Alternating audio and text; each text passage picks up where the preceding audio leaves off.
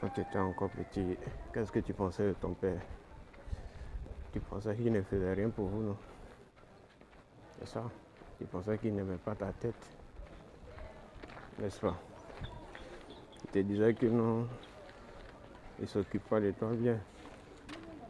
C'est pas ça. Il te disait que les autres parents s'occupaient bien de leurs enfants que toi, ton père, ne le fait pour toi, n'est-ce pas? Et maintenant que toi-même tu as un enfant, ça se passe comment? Est-ce que tu es mieux que ton frère ou bien il est mieux que toi? Donc, c'est juste une leçon de vie. Pour dire que tant que tu n'es pas encore arrivé à un certain niveau, il ne faut pas critiquer certaines personnes. Et quand tu arriveras à ce niveau-là, tu comprendras pourquoi ces personnes agissent de la sorte. Et la vie est faite de sorte que chacun lutte pour son bien, pour son propre besoin, pour sa survie, pour son bien-être. L'être humain d'abord est fait de manière égoïste. Et c'est ce qui est bien.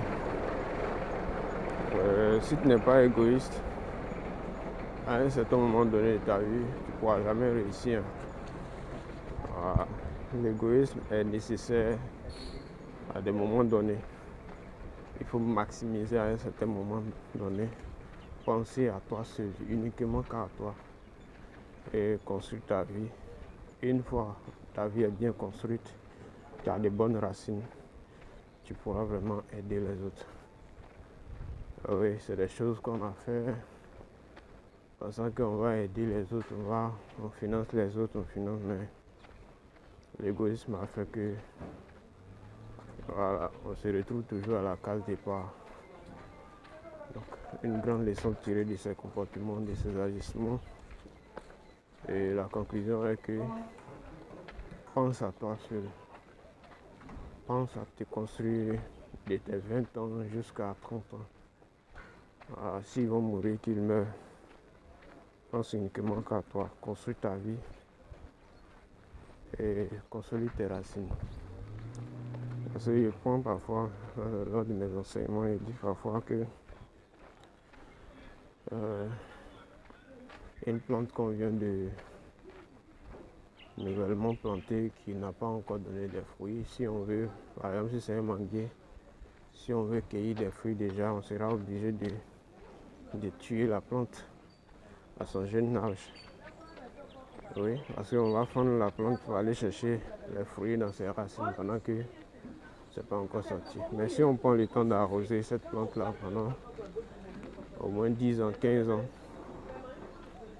voilà, on pourra maintenant, chacun pourra venir se servir de ses fruits et puis manger à satiété. Et aussi les quartiers, les villages, la ville pourra venir aussi s'en servir. Mais si tu n'as pas encore de fruits que tu veux, tu n'as même pas encore de racines même pour dire tu vas avoir la sève nourricière pour pouvoir produire les fruits. Et déjà tu veux donner les fruits. Vous voyez ce qui se passe, non? Et donc, j'encourage les uns et les autres à être beaucoup égoïstes. Parce que c'est ça va te sauver au fait. Ton égoïsme va te sauver. Pense à toi seul, ton bien, uniquement pour ton bien. Parce que généralement, je vois certaines personnes dire non, je travaille pour telle personne, je travaille pour telle personne. Mon frère, tu es un menteur, tu ne travailles pas pour quelqu'un. Moi, si tu travailles dans l'entreprise d'une personne là, tu travailles pour toi seul. Tu ne travailles pas pour cette personne-là. Et je vais vous dire pourquoi. Tu ne travailles pas pour cette personne parce que quand tu travailles, la personne te paye, non. Pourquoi tu ne dis pas que non, il faut laisser l'argent et travailler pour toi, je veux juste apporter. Je suis un bon samaritain, je veux juste t'aider. Pourquoi tu ne laisses pas l'argent? Non, ça veut dire que tu travailles pour toi. Tu travailles pour ton intérêt qui est l'argent. Donc s'il n'y avait pas de rémunération, est-ce que toi tu pourrais continuer à faire le travail que tu fais et puis tu travailles pour quelqu'un? Tu n'allais pas le faire. Donc tu travailles en contrepartie de ton salaire. Donc Vous qui dites à tout moment que non, je travaille pour lui, je travaille pour quelqu'un, je travaille pour une entreprise. C'est faux, tu travailles pour toi-même. Quand bien même que certains le font et puis on ne les paye pas, il faut savoir aussi que quand tu le fais, quand tu travailles quelque part, tu travailles pour toi d'une manière ou d'une autre. Parce que c'est une formation qui te restera toujours comme une expérience à vie. Donc, la personne te forme. Tant on travaille dans les entreprises, nous-mêmes on devrait payer ces entreprises-là pour le fait qu'ils acceptent de nous accepter dans les entreprises et puis nous former même. Mais on est tellement égoïste qu'on n'est jamais reconnaissant. On se dit que on travaille pour lui, on travaille pour lui.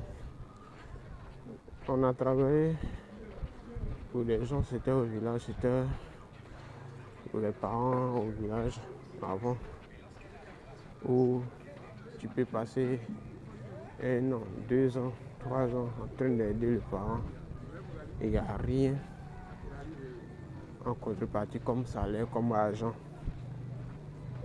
Donc là, on a travaillé pour eux. Mais quand même dans ce cas-là, dans ce genre de cas aussi, on ne travaillait pas pour eux. Parce qu'ils nous apprenaient la vie, ils nous apprenaient à partager, ils nous apprenaient à savoir comment est-ce que le travail s'est fait dans le domaine dans lequel ils étaient, dans le domaine dans lequel on travaillait. Donc c'est des choses, si tu n'as pas fait, tu ne peux pas connaître. Donc, en aucun cas tu as travaillé pour quelqu'un, tu travailles toujours pour toi-même. On va être focus sur nous. L'égoïsme est nécessaire. L'égoïsme est nécessaire partout. Voilà, parce que quand on dit que lorsque le tonnerre gronde, chacun attrape sa tête là, c'est de l'égoïsme. Même tu es avec ton parent, ton père ou ta mère, le tonnerre gronde là, la personne va t'oublier, elle va attraper elle-même sa tête. Donc vous voyez que l'homme est naturellement égoïste. Donc profite bien de ton égoïsme, mais il ne faudrait pas que ce soit un égoïsme maladif qui va te faire ronger les autres ou encore détruire les autres. Mais utilise-le pour te construire, pour ta construction personnelle. Voilà, ton égoïsme est nécessaire. Donc, si tu travailles quelque part, donne-toi à fond. Profite bien de ce travail pour apprendre tout le nécessaire. Tout ce que tu peux donner, il faut donner. Afin d'être plus efficace. Parce que si vous voulez vous améliorer dans un domaine, faites-le en même temps, là où vous êtes et puis avec ce que vous avez. N'attendez pas, vous dites non, après quand j'aurai telle fortune, je vais commencer tant. Commence en même temps à t'exercer. Et Dr Claudel Nobissi disait que la bêtise est belle, c'est pourquoi il faut l'exposer. C'est pour dire que si tu veux être excellent, il faut être médiocre. Médiocre comment? En te jetant à l'eau, en essayant, en donnant le peu que tu connais. Les gens vont te critiquer, ils vont te railler, ils vont rire de toi, ils vont se moquer de toi. Et c'est ces moqueries-là qui vont te permettre de pouvoir t'améliorer, de pouvoir devenir de temps en temps, peu à peu, excellent. L'excellence commence par la médiocrité. C'est ce que je sais. Voilà.